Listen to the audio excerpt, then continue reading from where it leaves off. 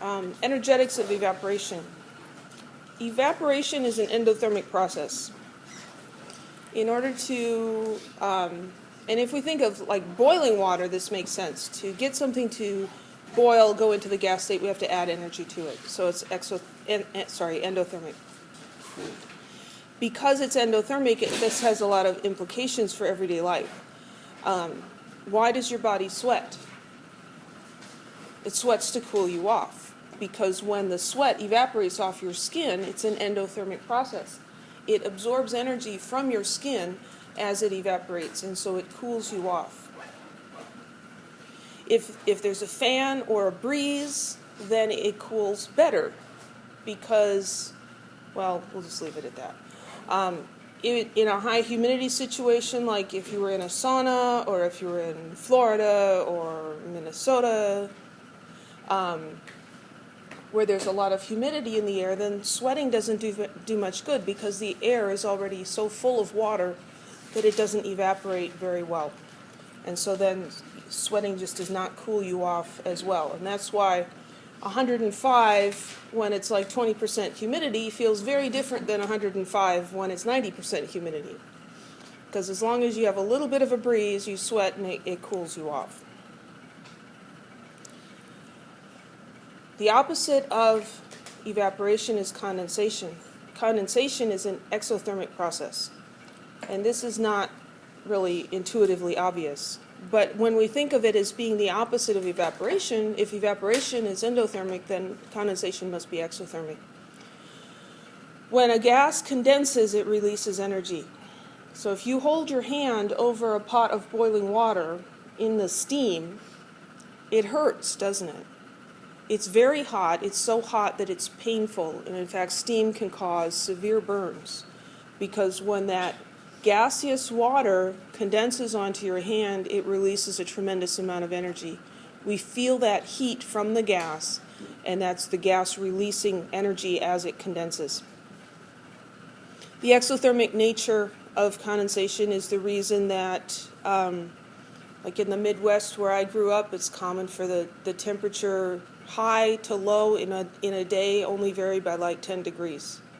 Might be 80 during the day and only cool down to 70 at night. Whereas here, recently we've had some days where the temperature swung 40 degrees in one day. It was 80 during the day and 40 at night, or 85 and 45, something crazy like that. There's not much water in the air here.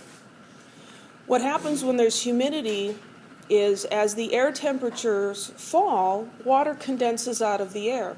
We call that dew.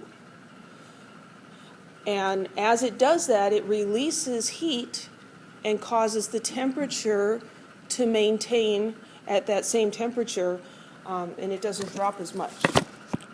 So humidity affects our weather patterns, and that is because of this endothermic, exothermic nature of evaporation condensation. Of course, we can quantify this. We have a term called heat of vaporization, and the symbol is delta H vaporization, so V for vaporization. Delta meaning this is a change in energy, and this is defined as the amount of heat required to vaporize 1 mole of liquid. So if we look at water going from the liquid state to the gas state at its boiling point, delta H is plus 40.7 kilojoules. So for every mole of water, it takes 40.7 kilojoules of energy to vaporize it. Delta H is positive because vaporization is endothermic.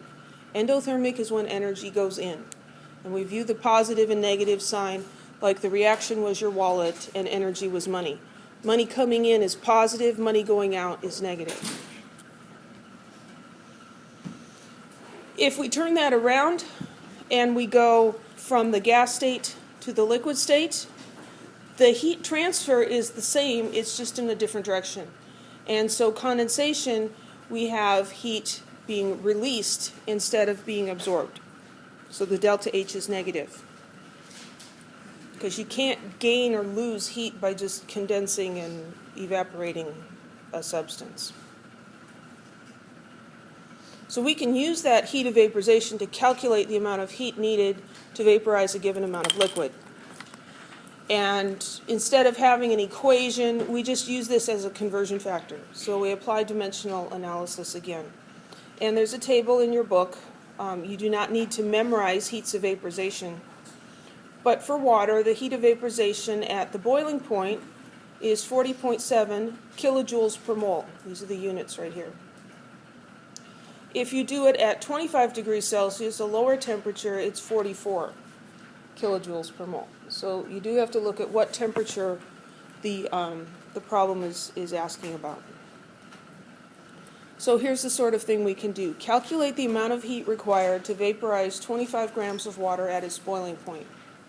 And instead of having to go back and look at the table, I'm just telling you the heat of vaporization is 40.7 kilojoules per mole. So we can approach this problem like we approach dimensional analysis problems. So we look at the information and we ask, well, what are we supposed to find? The amount of heat, right? Calculate the amount of heat. So we're looking for heat. And the heat needed to vaporize 25 grams of water. So we've got 25 grams and we've got 40.7 kilojoules per mole. Those are the two numbers that are given. This one, kilojoules per mole, has per. It's 1 unit per another unit. So even if you just are looking at this from a dimensional analysis point of view and not really understanding what we're talking about here, that is likely the conversion factor needed and not the number to start with. Most of the problems we deal with, the number you're starting with has a single unit, like grams. So we're starting with a mass of water, and we need to get to heat. We see that we have this relationship here, kilojoules per mole. Well, kilojoule is a unit of energy, isn't it? The question doesn't specify what unit the energy has to be in. So we can calculate the heat in kilojoules, because that would be easy. Because of this guy right here, we know that if we knew the number of moles, we could find the kilojoules, because that relates kilojoules and moles. So we need to get to moles in here. And from moles, we could go to kilojoules. Can we convert from grams to moles? Yeah, that's just the molar mass. So some of these problems will require an extra step. It would be simpler if we gave you the amount of water in moles, but it didn't, just because this is Chem 3A. We're supposed to be able to think a little bit. So we have to do a little bit of thinking and realize, okay, we need to convert the grams to moles, and then we can use the heat of vaporization to find the number of kilojoules. So we're just going to treat this like dimensional analysis. 25.0 grams of water. And we want to convert that to moles and then to kilojoules.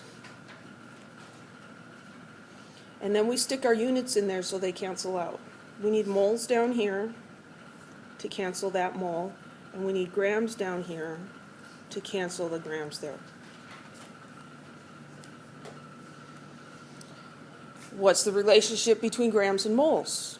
Well, it's the molar mass, and so we need to use the periodic table and the formula. So there are 2 hydrogens, 2 moles of hydrogen and 1 mole of water. Each mole of hydrogen weighs 1.008 grams, and there's 1 mole of oxygen, and that's 16 grams, and that comes out to be 18.02 grams is equal to 1 mole of water. So 18.02 goes with grams, and 1 goes with moles.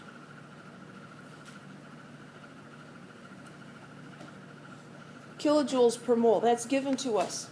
If it's not given in the problem, then you just go look it up in a table. You don't have to memorize those for an exam. I'll either include it in the problem or give you a table to refer to.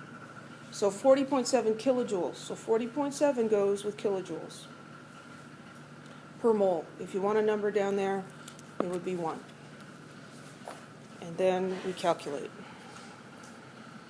Come on.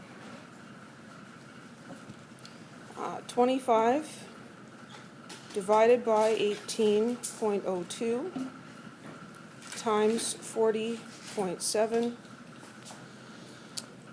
The numbers we were given all had 3 significant figures, so I'll round this off, and it comes out to 56.5.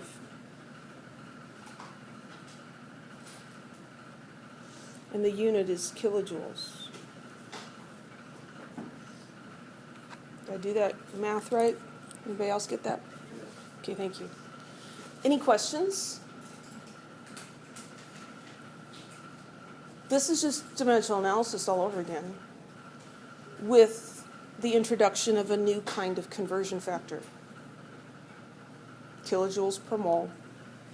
And that number of kilojoules per mole is different for different substances. This is true for water at its boiling point. It's not true for other substances. For other substances, we have to go back, like this table shows us that like isopropyl alcohol is 39.9 at its melting point, and acetone is 29, and diethyl ether is 26.5. And so these heats of vaporization are different for different compounds. So here's another example. This is a little more complicated. Always read through the whole question before you start doing anything. A drop of water weighing 0.48 grams condenses on the surface of a 55-gram block of aluminum that is initially at 25 degrees Celsius. If the heat released during condensation goes only toward heating the metal, what is the final temperature in Celsius of the metal block? And then we're given the specific heat capacity of aluminum there. So I'm guessing that for most people it is not immediately obvious what we should do here, right? Sometimes it's helpful to draw a picture. I love pictures. I'm a visual learner and I love pictures. So let's draw a picture of what's happening. Okay, so we've got a block of aluminum. And what do we know about the block of aluminum? We're given its mass, 55 grams, and its initial temperature. So the temperature is initially 25 degrees Celsius. Okay? 55-gram block of aluminum that is initially at 25 degrees Celsius. And it says a drop of water condenses on the surface.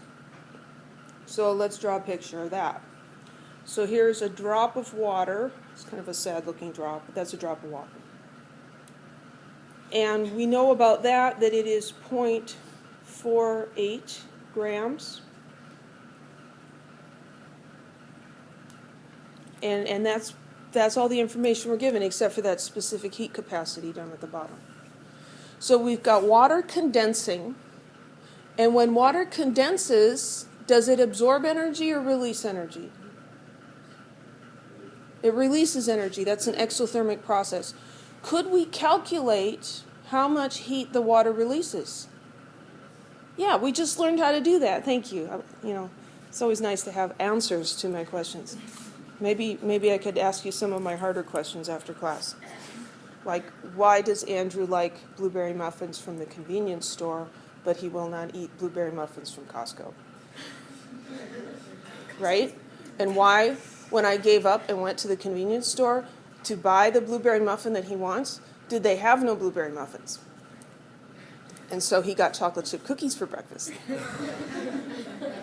These are the sorts of questions I'm wrestling with. It's making me crazy. Can we calculate the amount of heat? Yeah, we can. Okay, so let's do that. Let's calculate the amount of heat. So this is the same thing we just did,